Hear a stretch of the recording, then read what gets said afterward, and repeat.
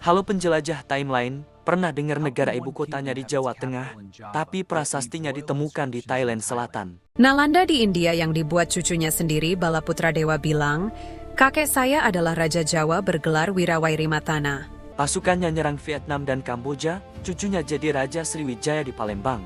Dan buat nutupin dosanya dia bangun candi terbesar di dunia. Namanya dihapus dari buku pelajaran selama 1000 tahun. Di luar negeri dia dipanggil titisan Wisnu sang penjagal musuh sombong. Namanya Dharanindra. Tahun 775 Masehi.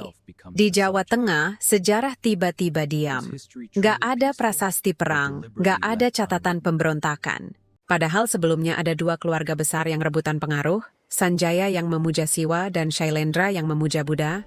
Dalam dunia kerajaan kuno, kalau sumber tiba-tiba diam 20 tahun, itu bukan damai. Itu ada sesuatu yang sengaja tidak ditulis. Ada tahta yang diambil tanpa pengumuman. Dan tepat setelah diam itu, muncul satu nama yang terlalu cepat, terlalu besar, terlalu kaya. Dharanindra. Prasasti memujinya setinggi langit, tapi tidak pernah menjelaskan bagaimana dia dapat kekuasaan dari bapaknya Rakai Panangkaran yang alim. Apakah dia pewaris sah atau pemenang dari kudeta yang dihapus dari batu? Orang Jawa kuno percaya, kalau tahta diambil dengan cara salah, alam akan marah. Gunung meletus, panen gagal. Satu-satunya cara menenangkan langit adalah membangun tempat suci yang lebih besar dari dosanya. Dan Dharanindra menyiapkan tempat suci terbesar yang pernah ada, Borobudur. Oke, kita main data keras. Ini bukan cocok logi. Kenapa kita tahu Dharanindra itu nyata? Karena jejaknya ada di 4 negara. Petunjuk pertama, prasasti Kelurak 782, 200 meter dari Prambanan. Baris 32 tertulis jelas. Raja bertahta bernama Dharanindra. Nama tahta Sri Sanggramadhananjaya. Gelar Wariwarawiramadana. Artinya pembantai para jenderal musuh. Bukan raja pembangun, tapi raja pembantai. Petunjuk kedua, prasasti Ligor di Nahon Sitamarat, Thailand Selatan tahun ke-775. Sisi A masih muji Sriwijaya. Sisi B tiba-tiba ganti penguasa. Maharaja Shailendra bergelar pembunuh musuh sombong tanpa sisa. Gelar ini identik 100% sama di Kelurak. Artinya tahun 775, sebelum dia berkuasa penuh di Jawa, dia sudah rebut pangkalan militer Sriwijaya di Semenanjung Melaya.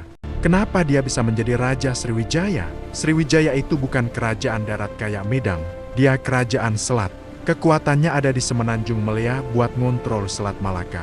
Tahun 775, Dharanindra rebut Ligor yang saat itu Raja Sriwijaya adalah Dharmasetu, Nahon Sitamarat di Thailand Selatan. Ligor itu pangkalan militer paling utara Sriwijaya. Ini dicatat di prasasti Ligor sisi B. Begitu Ligor jatuh, Selat Malaka kejepit. Sriwijaya kelaparan karena kapal dagang dari Cina dan India nggak bisa lewat tanpa izin Jawa. Ini bukan invasi langsung ke Palembang, ini kayak lu blokir tolnya dulu. Setelah dipukul militernya, Sriwijaya diajak damai lewat kawin politik. Ini teori paling diterima dari Slamet Muljana dan D. Kasparis. Anaknya Dharanindra, yang bernama Samaragrawira alias Samaratungga dinikahkan dengan putri Maharaja Sriwijaya yaitu Udewitara. Jadi Samaratungga ini punya dua darah Shailendra Jawa dari bapaknya dan darah Shailendra Sumatera dari ibunya. Makanya di prasasti Nalanda 860 di India, yang dibuat cucunya Balaputra Dewa, dia bilang dengan bangga, kakek saya Wirawairimatana Raja Jawa yang terkenal itu. Balaputra Dewa nggak bilang kakek saya Raja Sriwijaya. Dia bilang kakek saya Raja Jawa. Tapi dia sendiri jadi Maharaja Sriwijaya. Artinya, tahta Sriwijaya jatuh ke cucu orang Jawa lewat jalur ibu. Jadi setelah Dharanindra wafat sekitar 782, anaknya Samaratungga ini jadi Maharaja Ganda. Pagi jadi Raja Medang di Jawa, sore jadi Maharaja Sriwijaya di Sumatera. Satu dinasti kuasai dua pusat. Ini yang bikin Medang tiba-tiba super kaya dan bisa bangun Borobudur. Duitnya dari upeti Selat Malaka. Kenapa akhirnya pecah lagi? Karena anak Samaratungga berantem. Pramodawardhani rebutan tahta Jawa dan menang, bangun Borobudur sampai selesai. Adiknya Balaputra Dewa kalah dan terbuang. Lalu pulang ke kampung halaman ibunya di Palembang dan jadi Raja Sriwijaya murni. Itu kenapa Di prasasti Nalanda, Bala Putra Dewa disebut Maharaja Sriwijaya, padahal kakeknya Raja Jawa.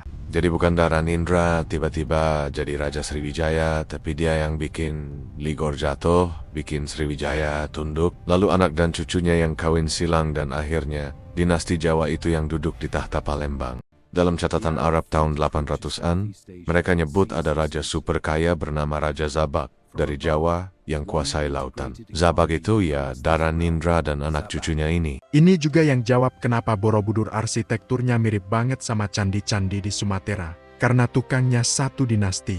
Urutan Mantiasih itu valid. Panangkaran si Alim, lalu anaknya Panunggalan alias Dharanindra si penakluk. Jeti dia naik bukan warisan damai. Dia kudeta konsep. Kalau bapaknya bikin Jawa Jeti pusat spiritual, dia bikin Jawa Jeti pusat militer maritim. Buat Jeti pusat maritim, dia butuh dua hal, duit dan jalur dagang. Jalur dagang itu dikuasai dua negara di Indo-China, Kampa di Vietnam dan Chenla di Kamboja. Laut Jawa lapor, Kampa kaya tapi sombong. Chenla lagi sekarat karena wabah dan pecah dua. Tahun 774, Dharanindra kirim armada pertama ke Champa. Targetnya kuil Ponagar di Nhatrang. Kuil dibakar, patung emas Dewi dicuri, Raja Champa tewas. Tahun 717 dia balik lagi bakar kuil di Phanrang. Catatan Champa sendiri nulis penyerangnya orang asing dari selatan yang kejam. Tahun 780-an, giliran Chenla dengan tipu daya. Dia siapkan 1000 kapal perang tapi bilang ke rakyat ini cuma pelayaran rekreasi. Begitu sampai di Delta Mekong, ibu kota Vyadapura diserbu lalu Raja Mahipati Varman ditangkap. Apa yang membuatmu ingin kepalaku dipiring sekarang akan aku beri apa yang kau inginkan. Di depan menterinya sendiri, Mahipati Varman dieksekusi sebagai peringatan, dan Chenla Air jatuh jadi bawahan Jawa bertahun-tahun.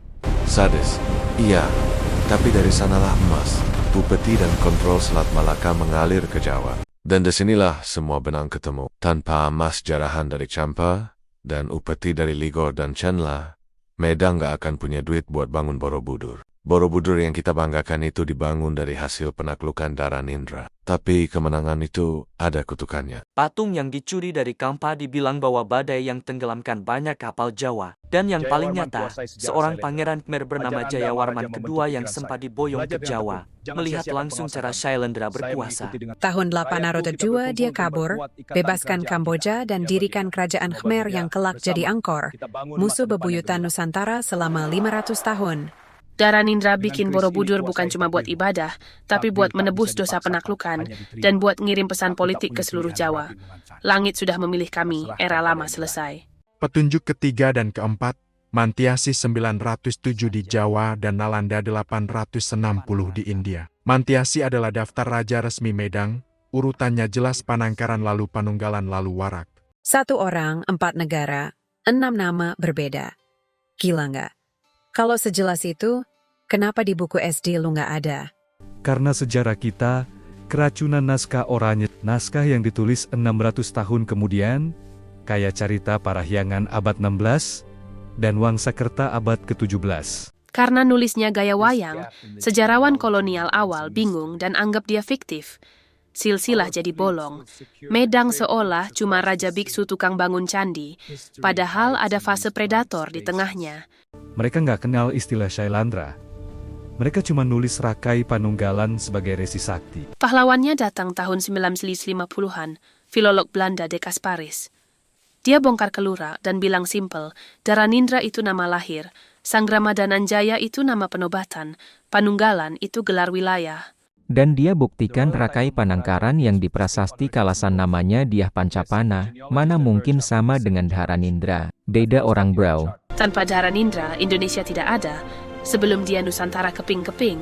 Dia orang pertama yang punya visi Mare Nostrumnya Jawa, nyatuin Jawa, Sumatera, Semenanjung di bawah satu bendera Shailendra Sriwijaya. Prasasti Ligor itu deklarasi resmi, Semenanjung ini sekarang punya Medang. Ini cikal bakal yang 500 tahun kemudian diulang Gajah Mada dengan Sumpah Palapa, dan hari ini kita ulang dengan Sabang sampai Merauke. Benang emasnya jelas dari Dharanindra 782 ke Bala Putra Dewa di Nalanda. 860 ke Air Langga, ke Gajah Mada, sampai NKRI. Kita bukan cuma keturunan petani padi, bro. Kita keturunan penakluk lautan. Jadi menurut lu, Dharanindra ini pahlawan pemersatu yang harus dikembalikan namanya di buku sejarah? Atau penjajah pertama yang imperialis dan pantas dilupakan? Tulis di komen. Debat paling liar gua pin. Saya Yudi Poi. Ini Timeline Nusantara. Karena cerita leluhur menunggu diceritakan kembali.